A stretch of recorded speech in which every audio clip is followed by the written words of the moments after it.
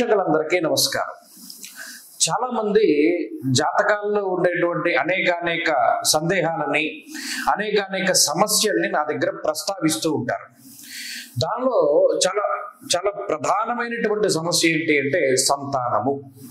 చాలా మంది ఏమంటే మాకు పెళ్ళి ఇంతకాలం అయిందండి, మాకు సంతానం కలగలేదు, లేదండి మాకు ఇన్ని మిస్క్యారేజెస్ అవుతున్నాయండి, లేదు మాకు నిలబడుతుంది కానీ హార్ట్ బీట్ ఉండట్లేదండి, ఇలా అనేక రకాల బాధాకరమైనటువంటి విషయాలని ప్రస్తావిస్తూ ఉంటారు.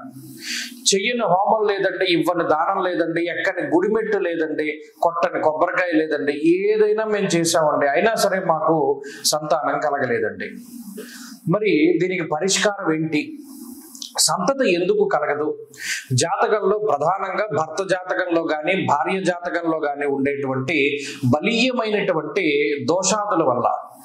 ఇప్పుడు రుణానుబంధ రూపేణ పశుపత్ని సుతాలయ అన్నారు. ఏదైనా ఒకటి మనకి రుణం ఉంటేనే మన దగ్గరికి వస్తుంది, రుణం లేకపోతే మన దగ్గరికి ఏది రాదు. కొంతమందిలో ఒక అభిప్రాయం ఉంటుంది, సంతానం కలగలేదంటే మనం ఎవరికి రుణపడి లేవు కదా, రుణపడకుండా ఉంటే మంచిదే కదా, కాబట్టి వదిలేద్దాం అనేటువంటి జ్ఞానులు ఉన్నారు. కానీ అంత జ్ఞానం అందరికీ ఉండదు. సంతానం కోసమే ఎక్కువ మంది పాకులాడుతూ ఉంటారు. మరి అటువంటి వారు ఏం చేయాలి?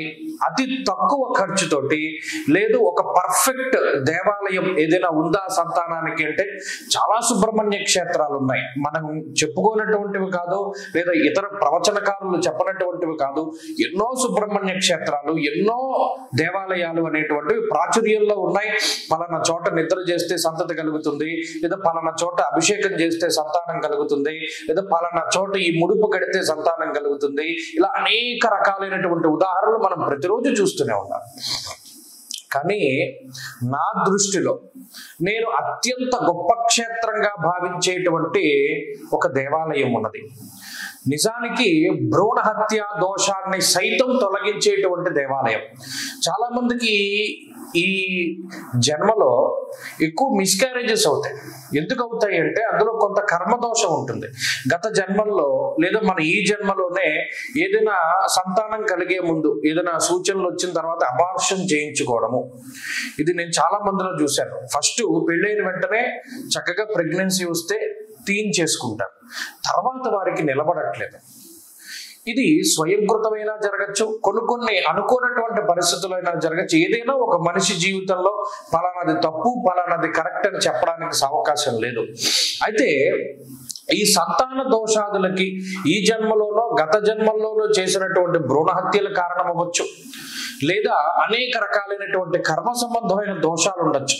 వీటన్నిటిని తొలగింపజేసేటువంటి క్షేత్రం సాక్షాత్తు శ్రీ మహావిష్ణువుకే భ్రూణహత్యా దోషాన్ని తొలగింపజేసినటువంటి క్షేత్రము మూర్తి ఒక చోట ఉన్నారు. అందరికీ తెలుసు, మనం ఒక శ్లోకం ప్రత్యేకించి ఎక్కువగా వింటూ ఉంటాం. ఏంటది? దర్శనాత్ అభ్రసదసి జననాత్ కమలాలయే కాశ్యాంత్ మరణాన్ముక్తి స్మరణాత్ అరుణాచలే. అంటే అరుణాచలం అనేటువంటి క్షేత్రం యొక్క పేరును తలిస్తే మోక్షం, అలాగే కాశీలో మరణిస్తే మోక్షం, అలాగే చిదంబర రహస్యాన్ని దర్శిస్తే మోక్షం. ఇంకొకటి కూడా చెప్పారు, జననాత్ కమలాలయే, కమలాలయంలో జన్మించడం కూడా మోక్షకారకం. అయితే మనందరం కూడా ఎక్కడ పుట్టాలి అన్నది మన చేతిలో ఉండదు కదా. అందువల్ల ఈ కమలాలయము అనేటువంటి క్షేత్రానికి ఒక గొప్ప ప్రాముఖ్యత ఉన్నది. అక్కడ సాక్షాత్తు లక్ష్మీదేవి స్వయంగా తపస్సు చేసినది. ఆ క్షేత్రమందు 33 ఎకరాల్లో చెరువు ఉంటుంది.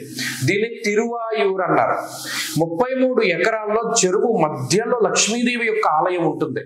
ఎవరైతే దారిద్ర్యపు బాధలతో ఇబ్బంది పడుతూ ఉన్నారో అటువంటి వారు వెళ్ళి ఆ క్షేత్రాన్ని దర్శనం చేసుకున్నా కూడా ఆ బాధలన్నీ పోతాయి, ఆర్థిక బాధలన్నీ కూడా తొలగిపోతాయి. అలాగే ఎంతైతే చెరువు ఉన్నదో 33 ఎకరాల్లో, అంతే 33 ఎకరాల్లో ఒక మూర్తి ఉన్నారు అక్కడ. సోమస్కందుడు, శివుడు లింగ రూపంలోనో మూర్తి రూపంలోనో సాకారంలోనూ నిరాకారంలోనూ దర్శనమిచ్చేటువంటి ఏకైక క్షేత్రము తిరువాయూరు క్షేత్రం. ప్రపంచవ్యాప్తంగా అతిపెద్ద రథాన్ని కలిగి ఉన్నటువంటి క్షేత్రం శివాలయాల్లో. ప్రపంచంలో ఉండేటువంటి అతిపెద్ద శివాలయాల్లో ఇదొక క్షేత్రంగా చెప్తారు. తిరువాయూర్ అనేటువంటి క్షేత్రం ఇది చాలా విశిష్టమైనటువంటిది. ఒకనాడు విష్ణుమూర్తి రాక్షసులను సంహరిస్తూ అందులో కొంతమంది రాక్షసులు ఉండిపోతే వాళ్ళు పరిగెట్టుకుంటూ శుక్రుడు మనకి నవగ్రహాల్లో ఉండేటువంటి శుక్రాచార్యుల ఇంట్లో దాక్కుంటారు. అక్కడ శుక్రుడి భార్య ఉంటే మీరు వెళ్ళి అగ్నిహోత్రంలో దాక్కోండి అంటుంది ఆవిడ. వారిద్దరూ దాక్కుంటారు. విష్ణుమూర్తి వచ్చి ఇక్కడికి ఇద్దరు రాక్షసులు వచ్చారు ఏరి అని అడుగుతారు. ఆవిడ చెప్పనంటుంది. మాట పెరిగి శుక్రుడి యొక్క భార్యని విష్ణుమూర్తి సంహరించి ఆ తర్వాత ఇద్దరు రాక్షసుల్ని హతమారుస్తారు. అయితే ఇక్కడ విషయం ఏంటంటే శుక్రుని యొక్క భార్య అప్పుడు గర్భవతి. ఎప్పుడైతే ఆమె మరణించిందో ఆ గర్భంలో ఉండేటువంటి శిశువు కూడా మరణించి విష్ణుమూర్తికి భ్రూణహత్యా దోషం ఏర్పడుతుంది. అది తొలగించుకోవడానికి విష్ణుమూర్తి కొన్ని వేల దివ్య సంవత్సరాల పాటు తపస్సు చేస్తే పరమశివుడు, పార్వతీదేవి, అలాగే ఒక చిన్న సుబ్రహ్మణ్యేశ్వర స్వామి, అంటే చాలా చిన్న వయస్కుడైనటువంటి సుబ్రహ్మణ్యేశ్వర స్వామి దర్శనమిస్తారు. ఆయనే సోమస్కందమూర్తి. ఆ దర్శనం ద్వారా భ్రూణహత్యా దోషాన్ని తొలగింపజేసుకుని విష్ణుమూర్తి ఆ మూర్తిని, అంటే ఆ సోమస్కంద మూర్తిని గుండెల మీద పెట్టుకుని పడుకునేటువంటి వారు. కొంతకాలం తర్వాత విష్ణుమూర్తి గారు ఆ సోమస్కంద మూర్తిని ఇంద్రుడికి ఇచ్చారు. ఒకానొక సందర్భంలో దేవతలకి రాక్షసులకి యుద్ధం జరుగుతూ ఉంటే భూలోకాన్ని పరిపాలించేటువంటి ముచుకుందుడు అనేటువంటి మహారాజు గారి యొక్క వారి యొక్క హెల్ప్ తీసుకున్నాడు ఈయన. ఎవరు? ఇంద్రుడు. ఆయన యొక్క సహకారాన్ని తీసుకుంటే దేవతలు యుద్ధంలో విజయాన్ని సాధించారు. ఇంద్రుడు తీసుకెళ్లారు ఈ రాజుగారిని, ముచుకుందుడు అనేటువంటి రాజుగారిని తీసుకెళ్లి సకల సదుపాయాలు చేసి మీరు యుద్ధంలో నాకు సహాయం చేశారు, అందువల్ల రాక్షసుల మీద నెగ్గాం మేము, మీకు ఏం కావాలి అని అడుగుతారు. అంటే అప్పుడు ఇంద్రుడి యొక్క పూజా మందిరంలో ఉన్నటువంటి సోమస్కంద మూర్తిని అడుగుతాడు ఈయన ముచుకుందుడు. ఇంద్రుడు దాన్ని ఇవ్వడానికి మరి నిరాకరించలేడు. ఈయనే అడిగాడు. ఇది ఇవ్వాలంటే విష్ణుమూర్తి అనుమతి ఇవ్వాలి అని అంటే ఈయన విష్ణుమూర్తి అనుజ్ఞ కూడా తెచ్చుకుంటాడు. అప్పుడు ఏం చేస్తాడు ఈయన తెలివిగా? ఇంద్రుడు నకళ్ళు తయారు చేస్తారంటే నకిలీ విగ్రహాలని, నకిలీ సోమస్కంద మూర్తుల్ని విశ్వకర్మ చేత చెక్కించి ఈ ముచుకుందుడికి ఇస్తాడు. 6 మూర్తుల్ని ఇస్తాడు. అంటే ఒకదాని తర్వాత ఒకటి ఇస్తాడు. ఇది నకిలీది అని గుర్తుపడతాడు. రెండోది ఇది నకిలీది అని గుర్తుపడతాడు. ఇలా అయిపోగా 6 మూర్తుల్ని ఇస్తే ఈ 6 నకిలీవే అని చెప్తాడు. ఈయన యొక్క తెలివిని ప్రశంసించి నిజమైనటువంటి సోమస్కంద మూర్తిని ఇస్తాడు. ఈ నిజమైనటువంటి సోమస్కంద మూర్తిని ముచుకుంద మహారాజు తీసుకొచ్చి తిరువాయూరులో ప్రతిష్ఠ చేస్తాడు. ఇదే తిరువాయూరులో వల్మీకనాథుడు అనేటువంటి శివలింగం, ఎందుకంటే విష్ణుమూర్తి అదొక గొప్ప కథ, అది మనం తర్వాత చెప్పుకుందాం. అక్కడ ఈ వల్మీకనాథుడు అనేటువంటి రూపంలో పరమశివుడు లింగ రూపంలో ఆవిర్భవించి ఉంటాడు. ఆయన్నే లక్ష్మీదేవి పూజించి ఎంతో కాలం తపస్సు చేసి దివ్యానుగ్రహాన్ని అంతటిని కూడా పొందుతుంది. ఆమె పేరు మీదుగానే కమలాలయం వస్తుంది. ఇప్పుడు ఈ ముచుకుందుడు తీసుకొచ్చి ఈ సోమస్కందమూర్తిని కూడా అక్కడే పెట్టారు.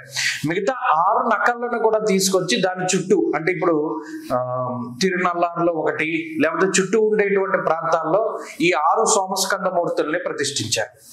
ఆ 6 మూర్తులు కూడా ఒక్కొక్క చోట ఒక్కొక్క నృత్య భంగిమలో పరమశివుడు ఉంటాడు. ఈ ప్రధానమైనటువంటి సోమస్కందమూర్తి కొలువైనటువంటి ప్రాంతం తిరువాయూరు. మరిది విష్ణుమూర్తి యొక్క భ్రూణహత్యా దోషాన్ని తొలగింపినటువంటి మూర్తి కాబట్టి ఎవరైతే ఈ తిరువాయూరు క్షేత్రాన్ని సందర్శనం చేస్తారో వారికి జీవితంలో ఉన్నటువంటి ఆ జాతకాల్లో ఉండేటువంటి అనేక రకాలైనటువంటి దోషాదులను వాళ్ళు తొలగింపజేసుకుంటారు. ఈ తిరువాయూరు క్షేత్రంలో ఈ సోమస్కందమూర్తి, వల్మీకనాథుడు, కమలాలయము ఇవి కాక ఎంతో మంది ఋషులు ప్రతిష్ఠించినటువంటి లింగాలు. ఆ 33 ఎకరాల్లో గుళ్ళు ఉంటాయి. అంతా కలిపి ఒకే ప్రకారంగా ఉంటుంది. చూడడానికి అసలు ఒక రోజు సరిపోదు. ఒక్కొక్క మూర్తి ఒక్కొక్క కథ. అప్పర్, సుందర్, తర్వాత ఏమో మిగతా ఎవరైతే ఈ 63 నాయనార్లు ఉన్నారో అందులో ప్రధానమైనటువంటి వారందరూ వచ్చి అక్కడ చక్కటి స్తోత్రాన్ని పారాయణ చేశారు.